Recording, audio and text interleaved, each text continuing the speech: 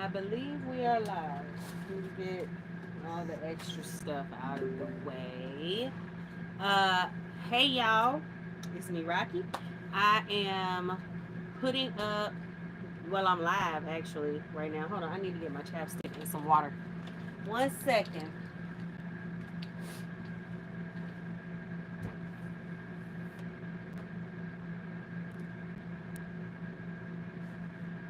Give me 1 second. I'll be over there. Let me grab this water. Uh, and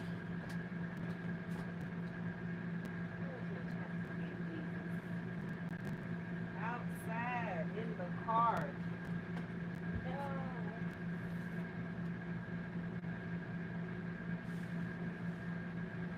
All right, y'all gotta give me 1 minute to go and get my stuff out the car. 1 second.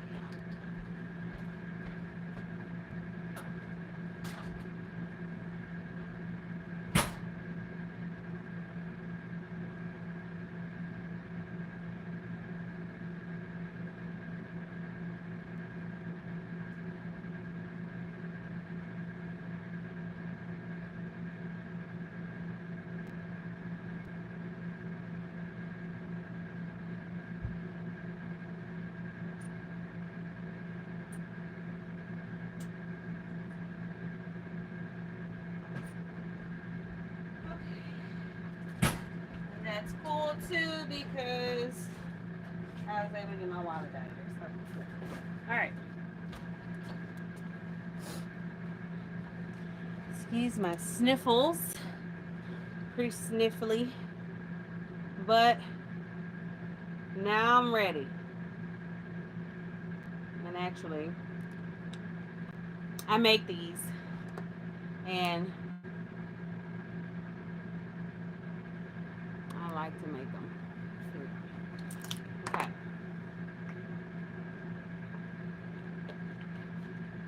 now I'm ready.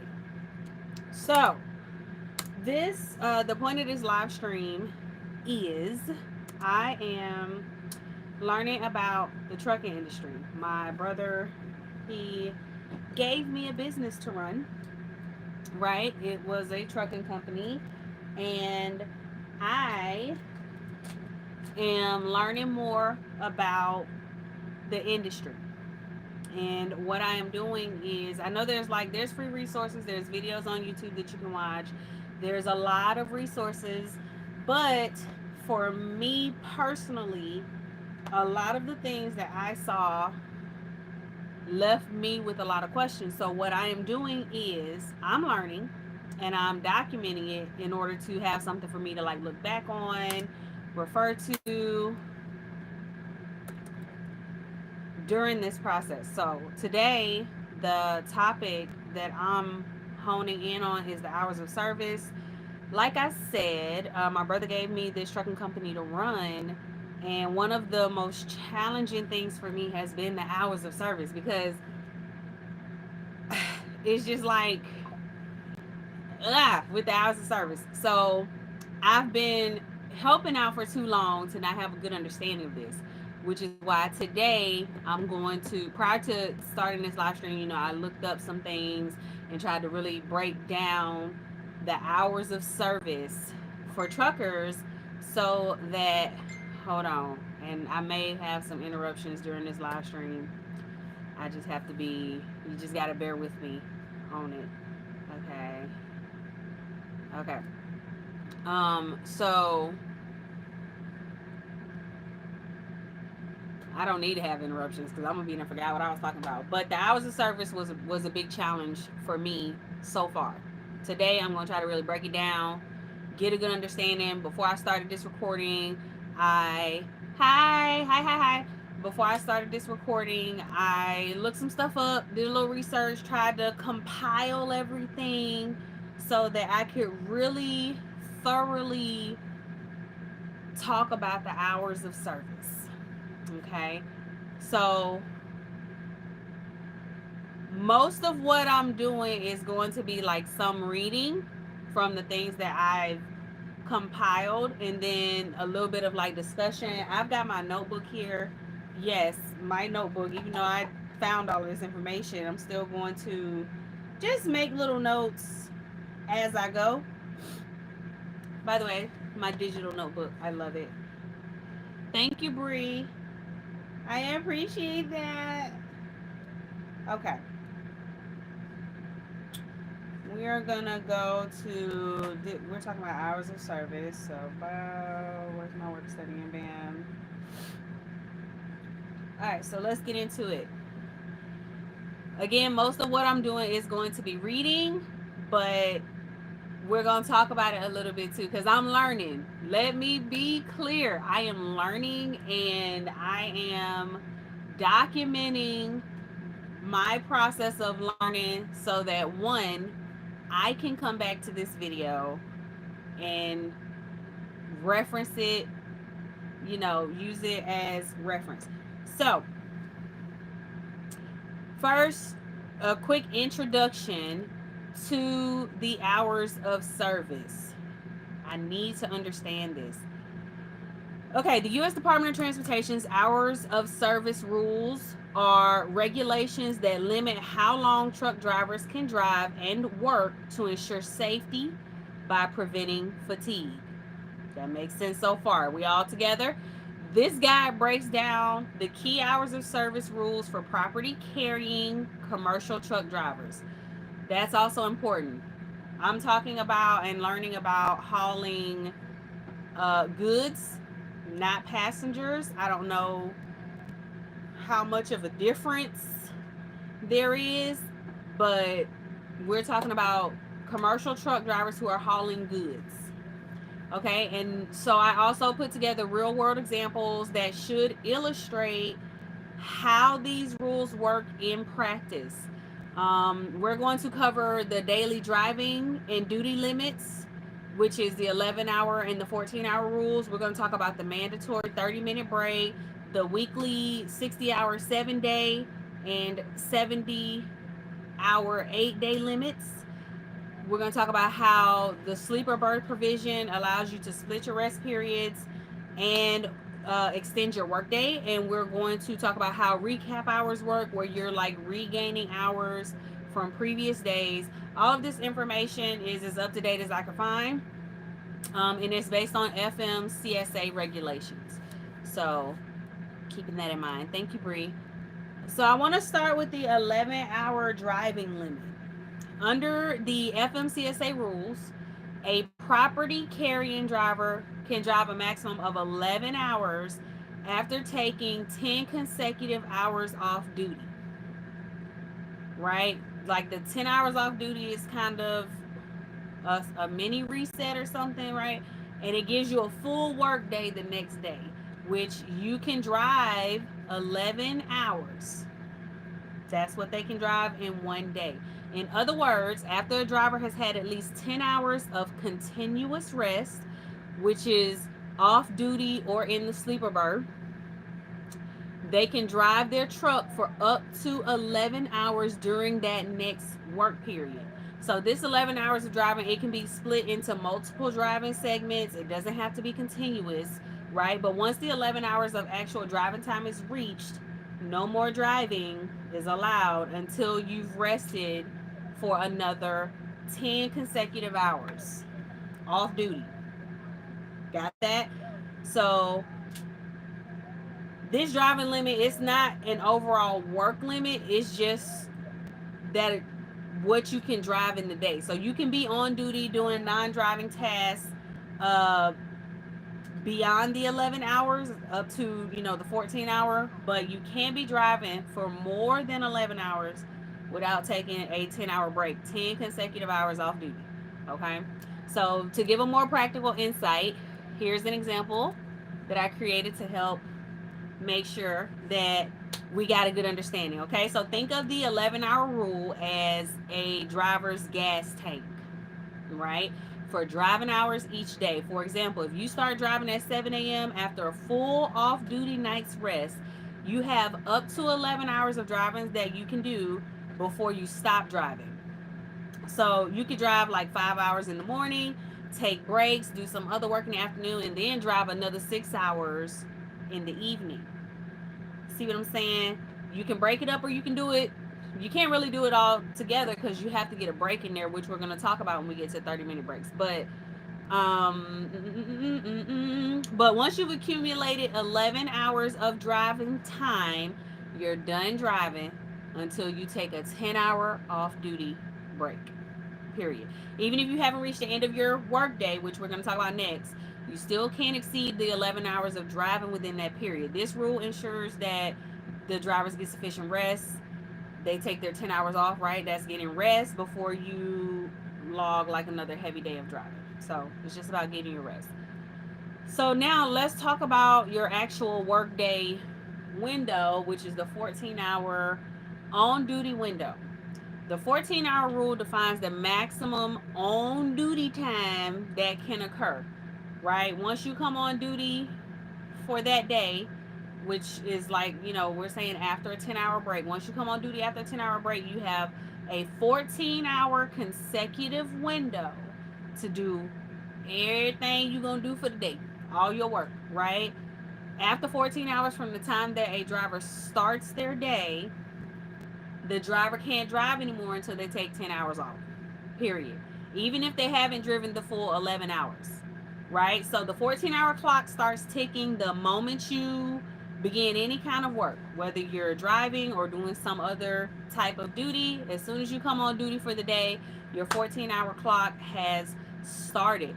And for example, if you go on duty at 6 a.m., your driving window will close at 8 p.m. that same day because that's 14 hours later, from 6 a.m. to 8 p.m. You cannot drive past 8 p.m. in this case, right? You can still do non-driving things after 8 p.m. Like you can do paperwork, you can unload, but you can't drive the commercial vehicle on a public road once that 14-hour limit is hit.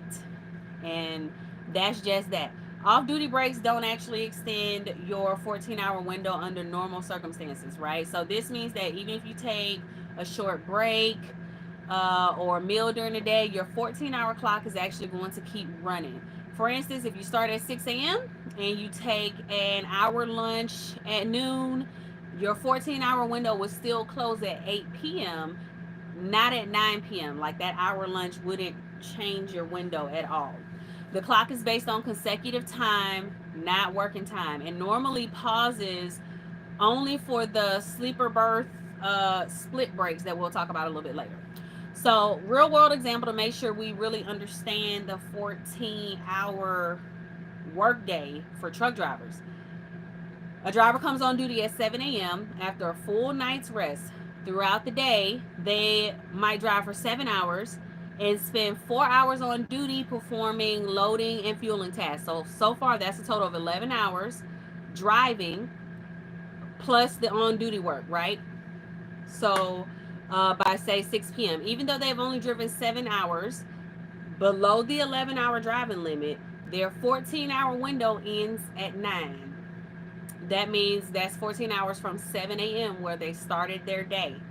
They have until 9 p.m. to use any of their remaining driving time. After 9, they can't drive again until they take a 10-hour off-duty break.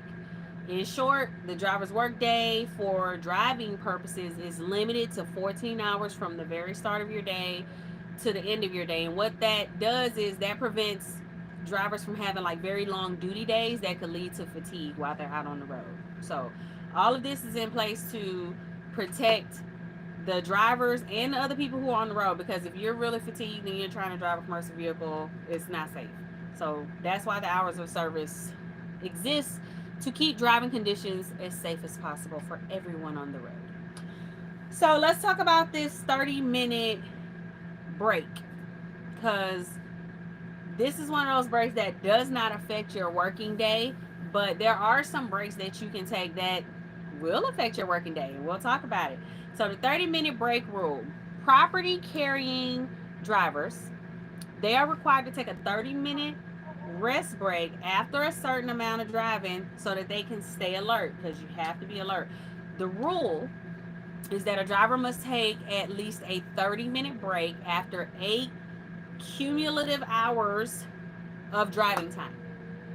Okay, after 8 cumulative driving time before continuing to drive, So that means in practice, if you've driven 8 hours without a pause, you got to stop for at least 30 minutes, right? And then after that, you can drive for the remaining hours that you have for your day.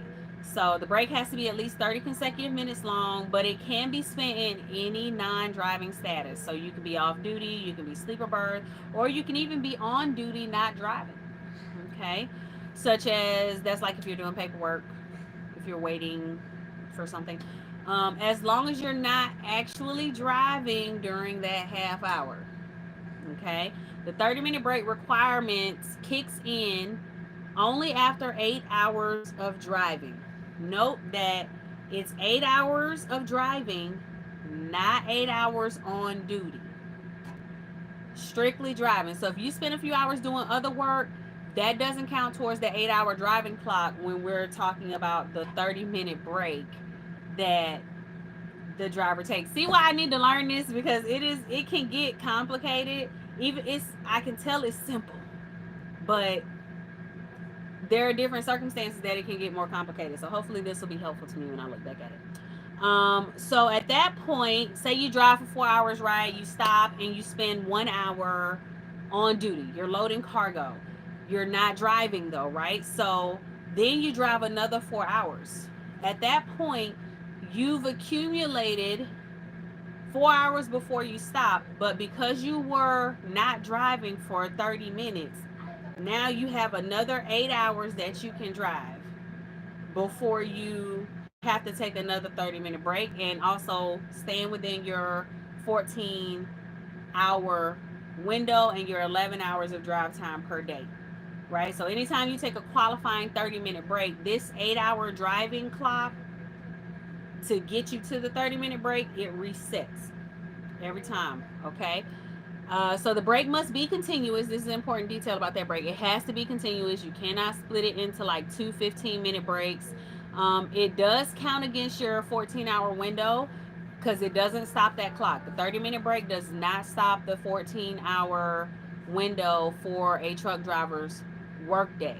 So you do need to, if you're a driver, you do need to like figure out how to fit that into your schedule. A lot of drivers take the opportunity to eat, stretch, vehicle inspections, maybe a nap, and it only applies if you're going to drive more than 8 hours a day. If your trip is short, if it's under 8 hours long, the 30-minute break isn't really something that you have to worry about because you're not driving that far. So in reality, you can drive up to 8 hours.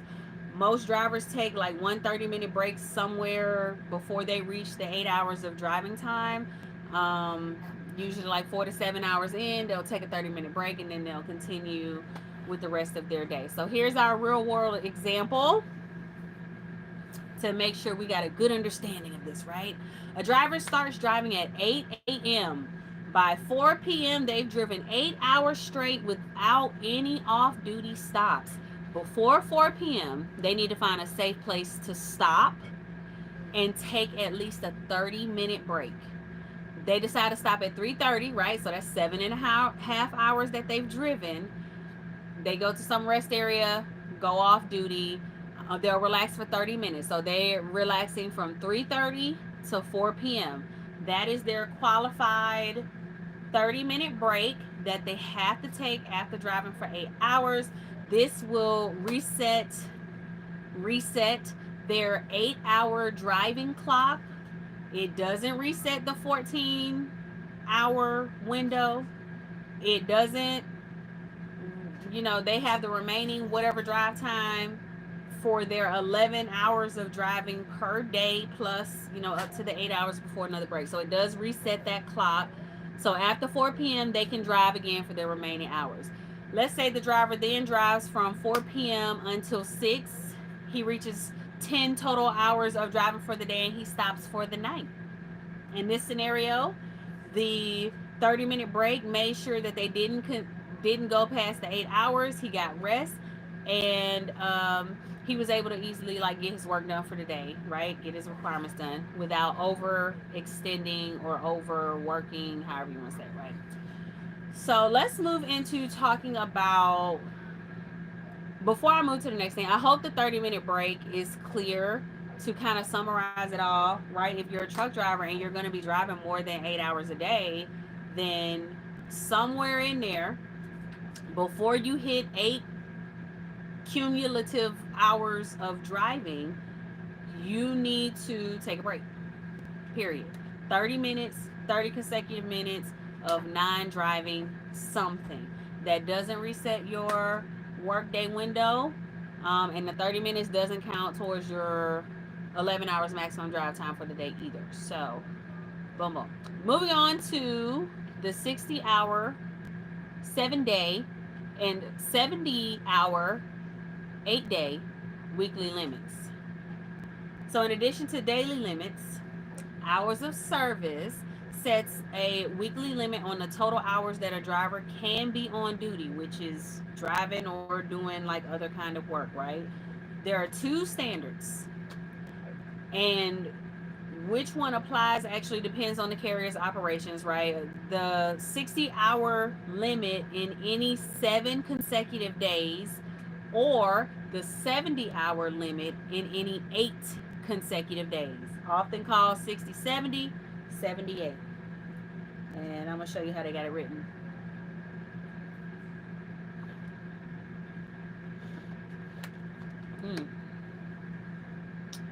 They got it written just like this here. So it's, so they got it 60, 70, right? Or you can do the 78. Boom. That's the two. Let's start with the 60, 70. Let's get a good understanding of that one. So the 60, 70 is a driver cannot drive after accumulating 60 hours on duty. After they get 60 hours on duty over any 7-day period. That's what the 60, 7 is. They cannot drive after accumulating 60 hours over any 7-day period. This typically applies to carriers that don't operate every day of the week. For example, a company that the drivers may have like the weekends off, they might use the 67. If you hit 60 hours on duty time by in a rolling 7 days, right, you have to stop driving until you drop back under 60 hours.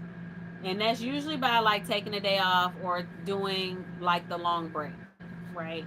So the 70-hour, 8-day rule is basically the same idea, just different numbers, right? A driver cannot drive after accumulating 70 hours of on-duty time over any 8-day period. This applies to people who are working 7 days a week. Most long-hauling companies typically use 70 to 80. It means basically at any point, if you look over the past 8 days, if your total on-duty hours exceeds 70, then you're in what's called an hours of service violation. So you have to stop driving once you hit the 70 hours, and you gotta let some more time get back on your clock. So these limits, they work on like a rolling basis. When I say like on a rolling basis, what I mean is like from like consecutive days. So they're not tied to any week, like a set calendar week. Instead, it's like on any given day, when you consider the hours worked in that day and the 6 or 7 days prior, that's how they add it up, right? So for example, if we're gonna do the 78, if we're gonna be on the 78 cycle, right? And today is day 8. You've already worked 65 hours in the previous 7 days, right? That means that the most you can work today is 5 hours before you hit the 70 hours for an 8-day period. So what that means is once you reach the 70 hours, right, you work those 5 hours that you have to work today. Now you've worked 70 hours in the last 8 days. You gotta shut it down, right? That means you can't drive anymore that day or until you get some hours back. So we're gonna talk about that. That I'm gonna call recap, right? We'll talk about that. Or you have to do a 34-hour restart, right? 34-hour restart is basically a very long break, day and a half. You're off. Um, so let's go straight into that, right? The 34-hour restart, which is drivers have the option to reset, right? Their 60, 70, or 78 clock by taking an extended off duty break. So if a driver's off duty, if a driver's off duty for 34 consecutive hours or more, they can restart their 7 or 8 day period and begin counting fresh. Fresh clock is what we like to call that, right? From zero. That means that after a 34-hour restart, it's literally the reset button for your hours of service. It's fresh. Everything is at zero. Everything is fresh after that 34-hour reset. So after taking it, you have a full 60 or 70 hours to move forward. You've got a full everything else. It's a reset. When I say it's like a reset button for your clock, that's what it is. You do a 34-hour restart, you got a fresh clock. Fresh. You got all your time. Okay. Um, Many drivers actually use a 34-hour restart like over the weekend or anytime they are expecting to be idle for a day and a half, right? So, for instance, if you're waiting on a Monday delivery from something that maybe you picked up on Saturday, that's a great time to do a refresh or a restart, however you want to call it, and get back your full hours so you can hit the week running, going strong, right? So let's go through an example. I think I got an example here that breaks it down pretty good. Hopefully, right? I tried. Um, so a driver is on. Let's say a driver who's on the 70-hour, 8-day rule, right? This is what we're talking with the 78. And the reason I'm going with 78 is because that's probably most likely what our company's going to use because we work 7 days out of the week. We haul all over the United States. So day 1 through day 7, the driver, let's say, accumulated 65 hours on duty over the first 7 days. Each day they work like 9 to 10 hours, right? By the end of day 7, their 8-day total is 65 hours, right? We got one more day because it's just days 1 through 7 so far. So on day 8, starting day 8, they look at the last 7 days. They know they got 5 hours to drive today. So it's like, all right, boom. They plan accordingly. The driver now drives the 5 hours on day 8. Now it's time to stop because you've now driven everything you can drive for the week once you hit the 70 hours. So boom, they got to stop driving. By the end of the day, they got the full 70 in 8 days. 70 hours in 8 days. And this is the rule I'm talking about right now. The 78 rule with the hours of service. Is that, I hope it ain't backwards. I don't know. I hope it's not backwards. But at this point, without a reset, right? Because we're on day 8, we've got all 70 hours on day 8. At this point, without a reset, the driver can't drive again on day 8 because they've reached the 70 hours. They have 2 choices at this point. Okay, once you reach your 70 hours in 8 days, you've got 2 choices at this point. You can take a 34-hour restart, or you can wait until the next day when some hours fall off, okay, of your 8-day window. And that's the recap method that we're going to get to that. So don't stress out, right? So the driver's got 2 choices. You can do the 34-hour reset. That's one, which we know what that is. You're going to take a day and a half off, come back with a fresh clock. It resets. It's called a 34-hour reset for a reason. The second choice that they have is to wait till tomorrow and see what hours fall off, and then they'll be able to see what they have available the next day. So the point of the weekly cap is to ensure that the drivers have a limit on the cumulative work hours to prevent them from working excessively. You know, there's a stigma about laziness in the industry, but the fact of the matter is driving is really, really mentally draining and it's very hard. And these guys, they be honed in. Like, drivers will work excessively without these regulations in place. They will. So I definitely see the need for it. And because you know, these drivers are, they be getting after it. You know, I respect the hustle, all of that.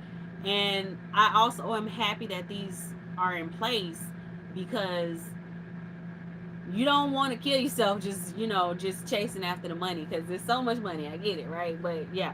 um so in summary, while you have 11 hours a day during your workday to drive, you still can't drive every single day for 11 hours a day every day. Like, you have to take a break once you hit a certain number of hours each week, or reset all your numbers with a nice long break to know that you're rested and capable of being alert. So everything to really protect the driver. Sorry. And we'll get around to the recap hours, don't worry. So what I want to talk about next is the sleeper berth provision. Right, in the sleeper berth provides flexibility in how, sorry, the sleeper berth will provide flexibility in how you take the required 10 hours off duty. Okay, so by allowing you to split your off duty time into two parts under like certain conditions, a driver, so like normally a driver has to take 10 consecutive hours off to reset their driving clock. But the sleeper berth provision allows drivers who have a sleeper berth, a qualified sleeper berth on their truck, they can split their 10 hours into two separate rest periods. For example, and they call it the 8-2 or the 7-3. So this is what I know so far according to FMCSA rules to use the split. One off duty period must be at least 7 consecutive hours spent in the sleeper berth. Did you hear that? One of the off duty periods must be 7 consecutive hours spent in the sleeper berth, right? And of course, if you're doing the 8-2, then it would be 8, you know. The other off duty period must be at least 2 consecutive hours and can be spent either off duty or in the sleeper berth, or a combination of both. If these conditions are met, the 2 rest periods will qualify and satisfy that 10-hour off-duty requirement. And importantly, neither of those breaks actually will count against the 14-hour window for your workday. So now we're talking about a break that is extending your workday with these 8-2-7-3 splits. I'm going to go over the rules for the FMCSA for these splits one more time, just so that when I look back, I can make sure I got it. Okay, doing it for me. So according to FMCSA, for the 8-2 or 7-3 split, one off-duty period must be at least 7 consecutive hours spent in the sleeper berth, and the other off-duty period must be at least 2 consecutive hours and can be spent either off-duty or in the sleeper berth, or a combination of both. So a little more leniency on that second off-duty period, but the first one is what it is. Together, the two will add up and satisfy that 10-hour off-duty period, and they will extend your 14-hour window. So you have more work day. Well, a longer work day, not necessarily more. Okay? So in effect, a valid split break pauses your 14-hour clock during the break periods. This can allow a driver to extend their effective workday beyond 14 hours when they need to, right? Because you split that required rest. The 11-hour driving limit, it still applies. So splitting doesn't give you more hours to drive, but it lets you kind of spread that driving over more time, right? You get a longer window. The 8-2 versus 7-3. So the rule change, which there was a rule change in 2020 that happened, and it introduced the 7-3 option. I think before you could only do the 8-2. Now you can do 8-2 or 7-3 split, which breaks, which we just discussed. Both of those, right? At least 7 hours in the sleeper berth. The other two consecutive as well in the sleeper, off duty, or split both. Okay. Um, the longer chunk, when just breaking down, little intimate pits, the longer chunk, which is the 7 or 8 hours, that has to be taken entirely in the sleeper berth. The shorter chunk can be taken off duty in the sleeper or like some kind of combination. As long as one break is greater than or equal to 7 hours in your sleeper and the other 2 or more hours is off duty, you're in compliance. You're good. Right? So the effect on the 14-hour clock, let's talk about that just a little bit more. So when you're using a valid split, or at least my understanding of it is, the 14-hour driving window is actually not counted during those rest periods. This means if you take one of the qualifying breaks in the middle of your day, you don't count that time towards your 14-hour limit, unlike normal off-duty breaks, which actually do count. So effectively, the 14-hour window, it freezes when you're doing this 8-2-7-3 split. Your 14-hour window freezes during the break and then it resumes after that.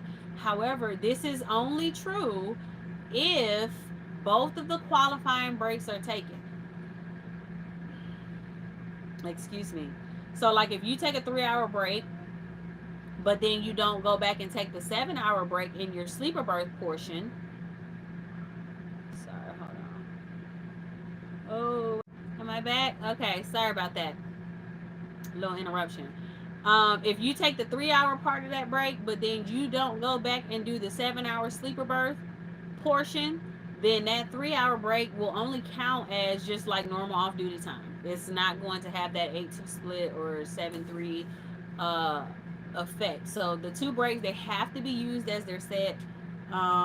They don't have to be taken in any particular order, but they do have to be taken, right? You can do the longer one first, short one second, short one first, long one second. And the driver has to keep track, because using the split, it can be a little bit confusing, and I can attest to that. Trying to manage drivers who, honestly, I don't know if they actually had a good understanding of it themselves. I certainly didn't understand it yet. That was one of those things that kind of was challenging, because we didn't really have a full understanding of it. So you have to keep track of this. You have your ELDs. I mean, everybody's electronic logging device nowadays should be able to help you with looking at your hours, calculating what's available, indicating when you need a break. The ELDs help you, but you still need to understand the concept, because this is a part of planning. When you have trips and you have loads and stuff, it's a part of the planning, and it's a concept that needs to be understood by the driver, although the ELD helps out a lot. So the key point is basically, after the first break, your available hours might not immediately reset until you complete that second break. Once the second qualifying break is taken, your hours and calculations will kind of like reset on your ELD, right? They kind of do all of that stuff automatically. So just the point of it is to make sure that you get the right rest as you're driving. You don't exceed the 14-hour limit for your work day.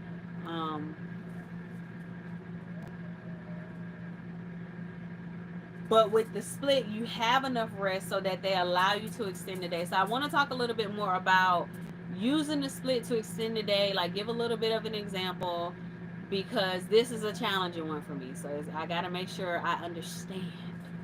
Okay.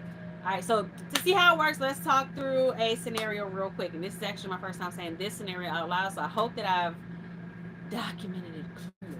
So a driver comes on duty at 6 a.m. after a regular 10-hour off duty overnight. So they got a new clock, right? The clock starts at 6. That means that 7, 8, 9, 10, 11, 12, 1, 2, 3, 4, 5, 6, 7, 8 p.m. would be when the 14-hour window closes, right? Because we get a 14-hour window for our day. So the driver drives for 5 hours, which is 6 to 11. Say 5 hours driving with perhaps a brief stop or two, but no like break that can be counted as any kind of break yet, right? By 11, the driver has 6 hours of drive time left. 11-hour limit minus the 5 hours that they've already driven, right? And the 14-hour window has 9 hours left. Remember, it's 11 o'clock. So they can drive until 8 p.m. because that's when the 14 hours is over. Let's say in the afternoon at 11, the driver decides to take a long break, right? So he's going to go in the sleeper berth for 8 hours. 11 a.m. to 7 p.m. He ain't got nowhere to be, right? So he's going to chill in the sleeper berth for a little bit and rest. This 8 hour sleeping period, this qualifies for the 8-2 split. So he's taking the first break. So crucially, these 8 hours don't actually count towards his 14-hour window because he took that long break. So before the break, the driver's 14-hour window would have ended at 8 p.m. But now those 8 hours were effectively paused. So when he wakes up at 7 p.m., it's as if the work clock actually resumed from 11 a.m. when he took his break, right? So now he still has the 9 hour window left, which means he extends his window from ending at 8 p.m. to now ending at 4 a.m. as far as for driving purposes. I hope that makes sense. I hope it makes sense. So, after 7, right? This is evening driving. After 7 p.m., the driver still has up to 6 hours of driving time available from the original 11, since only 5 were used. Now he has a late driving window where he can drive all the way until 4 a.m. So let's say they resume driving at 7, drive for 5 hours until midnight, right? That's 5 more hours of driving. Now this driver has driven a total of 10 hours during his whole workday. Now it might be midnight. Remember, the original 14-hour window closed at 8 p.m. But now, because he took the first qualifying break for the 8-2 split, his window got pushed to 4 a.m. Those 8 hours got tapped on the end to 4 a.m. And now he's at midnight, he's driven for 10 hours. Okay, out of his 11 hours for the full day. The 14-hour window is until 4 a.m., so he's got till 4 a.m., right? He takes another break. At midnight, he decides to stop and take another break. And he goes off duty for 2 hours from 12 a.m. to 2 a.m.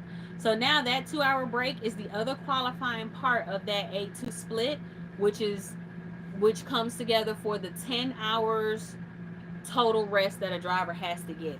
So at this point, the split, it's complete. Neither the 8-hour or the 2-hour break will count towards the 14-hour limit by rule, right? So after 2 a.m., the driver has basically met the requirement of the 10-hour off-duty break through the 8 and the 2 split.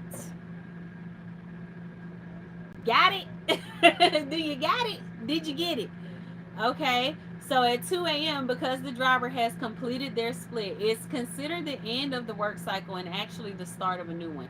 So their logs would treat the 2 a.m. as the end of the previous day. Now they can start from 2 a.m. with a fresh 11 hours, a new, 14-hour window, all of that. So they might take on a delivery that starts at 2 or shortly after that. They just need to be mindful of their weekly hours, right? Because keep in mind, the 60-hour 7-day or the 70-hour 8-day limits are still in place. So you could do your 8-2 split, get a fresh, daily driving clock, but if your weekly limits have been reached, you still can't drive. So you are always having to make sure to be aware of all of these numbers, right? These are metrics that you need to know, these numbers at all times. At any time, you should know how much driving time you have left for your day. Or if you're managing drivers, you should know how much time they have left for their day. You should know when they need to take a break, where their weekly numbers are at. These are things that drivers need to know, dispatchers need to know, anyone who's a driver manager You have to understand this because it's going to be so hard to manage your fleet and your drivers if you don't know and don't understand their hours of service. Take it from me when I tell you, you cannot rely. If you're a manager, if you're someone who's dispatching, driver manager, you cannot rely on your drivers to understand these concepts and to help you with managing their schedules with this information. You and this That's not saying anything negative about drivers. That's saying that as a driver manager, as a dispatcher, you need to know. You need to know this stuff. You have to understand it. So at 2 a.m., basically after they do that 8-2 split, they get a new day.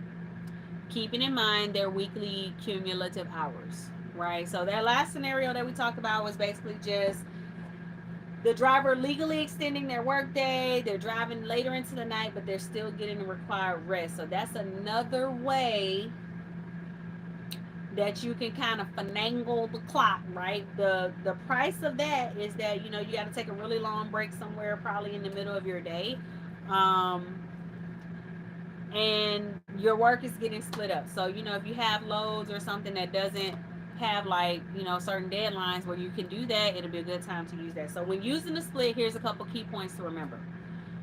The two breaks together replace the 10-hour consecutive off-duty hours that you have to have. And until you've taken that second break, you actually haven't reset your clock. It doesn't qualify until both breaks are taken. You can't cheat the system. You can't take an 8-hour break here and then not do the 2 hours. You can't do a 3-hour break and then not go back and do your 7 hours. You have to take both breaks for it to count. Okay. Um,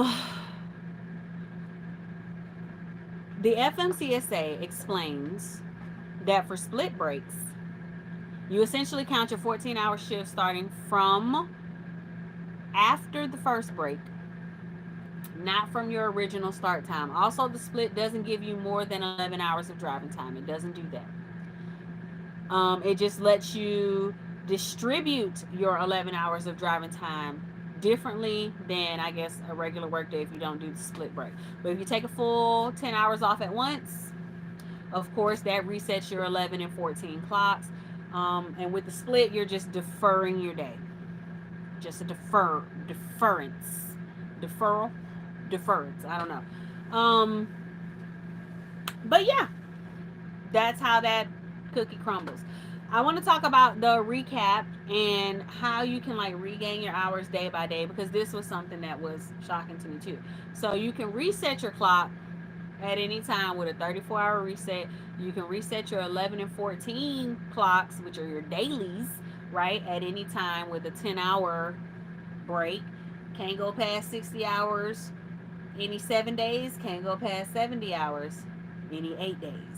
And so recap hours refers to the hours that returns to a driver's available pool each day in a rolling weekly cycle, right? Since 67 or 78 limits operations on a continuous 7 or 8 day window, the hours you work drop out of the calculation after the 7 or the 8 days. When an older day falls off, like on the back end of the window, the hours from that day actually become available for you to use again. It happens automatically with each new day. So hence the term recap, because you're recapturing hours. So every single day that earlier day falls off, and whatever hours associated with it comes back to you. So here's how to understand it. For a driver on a 70-hour 8-day cycle, at the end of each day, calculate the total hours worked on duty in the last 8 days, including the day that we're in, the current day. That total can't go past 70. If it does, you have to stop driving. Now on the next day, you'll drop the oldest day off and add that to the new day. By dropping the oldest day's hours, you're potentially recapturing those hours as available again. The FMCSA explains it like this: add up driving and on duty time for today plus the prior 7 days. That total can't be more than 70. A driver may gain back time at midnight when the oldest day in the 8 day window falls out of the time range. So every night at midnight, whatever day was 8 days ago before falls off, and you recapture those hours. Um, Essentially, midnight of each day, your 7 or 8 day window shifts forward 1 day. The oldest day's hours are removed from your total, which frees up whatever that amount of hours were for you to use going forward. For example, if you're on a 78 cycle, you've been on the road for 8 days. When you transition to day 9, which is now another day 1 of the 8, or however it goes, day 1's hours are no longer counted, right? Because now day 2 is the new day 1, because we got a new day. I hope it's making sense. So whatever you worked on the day 1 would now be back in your available hours. This is why drivers and dispatchers keep track of the recap, because it tells them how many hours are going to come back and how many hours drivers actually will have available to use. And that is another concept that I really had to learn, because in my, I started off thinking like every day you just got, it's just a work day, it's a full day, and that's not how it works. So let's talk about an example. So let's say by the end of day 7 of continuous driving, a driver has used 65 hours on duty in the last 7 days. On day 8, without a restart, they're limited to 5 hours, right? Because they've used 65 of the 70. They drive those 5 hours on day 8. They've reached their 70-hour limit by midday. They cannot drive any further on day 8 after they've hit the 70 hours in 8 days. Now, at midnight going into day 9, the hours from day 1 is going to roll off, right? Suppose on day 1, the driver worked for 11 hours. Boom, right? They put 11 hours. Once day 1 drops off, out of the 8 day window, when we move to midnight on day 9, the total for the last 8 days will decrease by those 11 hours, because now those hours don't count anymore. They're not in the 8 day window anymore, right? Which means that now on day 9, the driver has 11 fresh hours available that they can use, because now their hour total is 59, right? Because those 11 dropped off. I hope that makes sense. But yeah, you can work up to 11 hours on that day. That's how that they recapped 11 hours at the start of day 9, which came from day 1 in that week. Those hours are free, and they can be used because day 1 doesn't count against the limit anymore. So yep, that is that. Does it make sense? If you have any questions, please put them in the chat. Okay, but basically, you have options. You can use recaps, you can do restarts, and from day to day, having knowledge of these concepts will help you govern your drivers and help the drivers govern themselves, uh, because everybody understands the hours of service, which everyone needs to understand. We need to all understand this concept. So let's talk about using recaps versus taking restarts. Some drivers prefer to just take the 34-hour restart at convenient times so they can reset everything to 0, get the fresh clock, especially if they're running low, rather than kind of running on the recaps, because it's a strategy. Other drivers and carriers, especially on very long trips, they might continuously run on the recap. That means they just gain their hours back each day and keep rolling without actually fully resetting the clock, unless they absolutely need to, right? For example, if a driver consistently uses about 8 or 9 hours a day, they might hover around 64 hours for the 8 days, and every day they'll get like 8 or 9 hours back. And so that allows them to kind of work indefinitely without a reset. You see how that kind of works? Because it's like you're not maxing out your work day, so that lets you continue to work and work and work and work and work, right? With the recap, it requires very careful logging.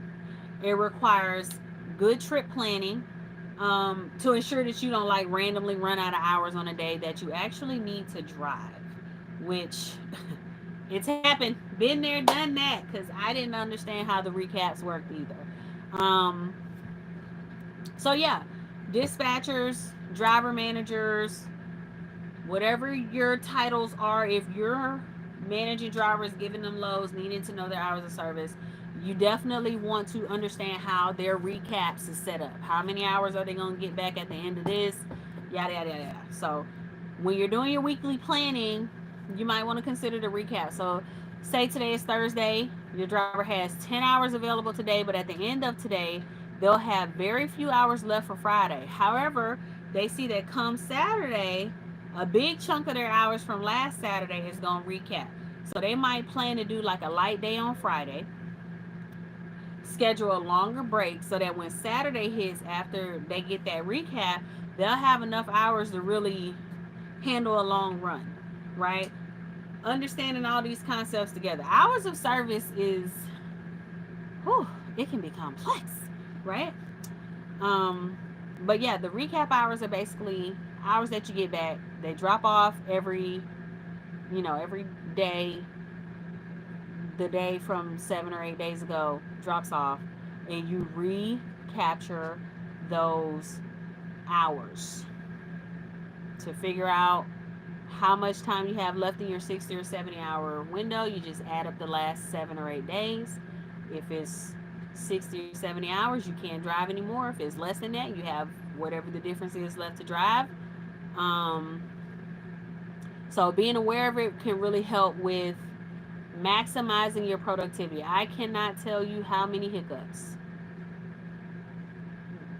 we've had that, had I had a better understanding of the hours of service, maybe wouldn't have happened. It's possible they could have happened, but maybe they wouldn't have. So let's just to really kind of conclude, I tried to be really thorough with the information that I put together so that this conversation could bring value and help people understand the hours of service, because it is, to me, complicated. It's complicated to me. It's just like, oh my god. But this is a crucial piece of our industry, and you need to understand it. You just need to understand it. So understanding and following the HOS, or hours of service rules, is crucial for truck drivers. It's crucial for their companies. Again, you don't want to be having all these clock violations on record, on your record at all. You don't want that. That's I mean, you're asking for trouble. The 11-hour driving limit and the 14-hour duty window, that governs the daily schedule. The 30-minute break keeps drivers from driving too long without a rest. The 60 or 70-hour weekly limits cap the total workload each week. Excuse me. And tools like the sleeper berth and recap hours provide flexibility to manage your hours legally and safely. Always remember that these rules are in place to prevent fatigue related accidents. Again, that's all we're trying to do, protect the drivers from being fatigued. Complying with them isn't just about avoiding fines, okay? It's about keeping yourself and others safe on the road. It's not just about fines. It's not just about, looking for trouble, whatever. It's about keeping everybody safe on the road. That's why we have the hours of service. In practice, the electronic logs will keep track of these hours, but a good driver and a good dispatcher, they're going to plan trips with these regulations in mind, which means scheduling driving breaks to fit the 11 and 14 caps, right? Planning weekly work so as not to exceed the 70 hours, or using your 34-hour restart strategically. And using split sleeper breaks and recaps, using all of it when it makes sense with the real world scenario that you're in as a driver. But you can't use it if you don't even understand it and you don't know what you have available to you. So mastering these hours of service rules, a new driver or anyone managing drivers, they can ensure that they're running and they're compliant and they're being efficient in their operations. That's what having a good understanding of the hours of service can do for your trucking company. So there it is. That is all the information that I have gathered and compiled and made examples for, to try to make it really make sense. Hopefully this video brings value if you're learning about trucking. If you've been in trucking for a while, maybe you're a driver and you didn't fully understand the 8-2 split or something, right? And I just helped you out. I hope I could. Um, Again, the reason I'm doing this is really for me to be able to come back and look at it and have this resource coming from the person I understand most in the world, right? So hopefully this helps. Thank you for watching. If you've watched this far, please like this video and subscribe. I am going to be sharing and documenting more as I learn more about this industry and this company. I'm really excited. I think it's going to be challenging. It has been challenging so far, and I think it's just going to be more and more challenging. So, yeah. Thanks for watching. This is my video on hours of service. Check back later for more tips and tricks and informations on trucking. Thanks for watching. I'm trying to figure out how to turn this off now. If I said anything that was wrong or you have other topics that you'd like for me to break down, please leave that in the comments. That's going to help, give me direction. We're continuing to learn. Again, my background is not in the trucking and freight industry. Totally different background, right? But I really want to do a good job. I want to do a really good job at growing this company and running it well. So there's a lot to learn, and I'm happy to be sharing it with you. So I'm going to try and turn this off one more time. Thanks for watching, and I will see you on the next video. Bye.